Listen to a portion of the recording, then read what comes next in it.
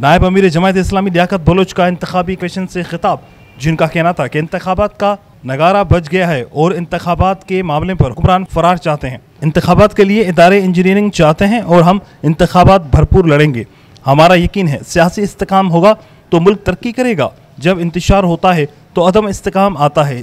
पंजाब और KPK की असम्बलियाँ तोड़ना तहरीक इंसाफ की गलती थी। हम मुल्क में मुनसिफाना इंतखाबात चाहते हैं। इंतखाबी कन्वेंशन से फरीद पराचा का कहना था, आज का पाकिस्तान कर्जों में जकड़ा हुआ है, गरीब को जिंदा दफन किया जा रहा है। इस पाकिस्तान में माँ बहन बेटी की इज्जत महफूज नहीं। जमात इस्लामी खुशहाल पाकिस्तान बनाना चाहती है जो इस्लामी पाकिस्तान हो।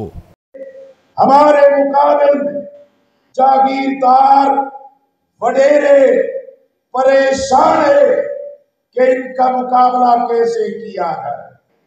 हम पंजाब यूनिवर्सिटी में इलेक्शन लड़ते थे, नेक टू नेक फाइट होती थी, लेकिन जलसा होना, ये कहना कि लेफ्टिस्टों को, ये सुर्खों को हमारे मुकाबले में कोई उम्मीदवार नहीं मिला, न जाने कहां से पकड़ तकड़ के खड़ा कर दिया और स्टेज से कहते कि किसी को मालूम है कि सुर्खों का कौन सा कैंडिडेट है। सब कहते कि कोई मालूम नहीं।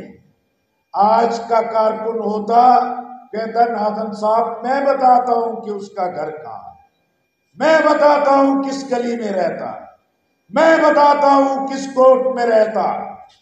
सियासत में ऑफेंस जो है जज्बे के साथ, मेहनत की पुष्पानी के साथ सियासत में मार के सर किए जाते हैं। इसलिए मैं आपसे तवक्को रखता हूं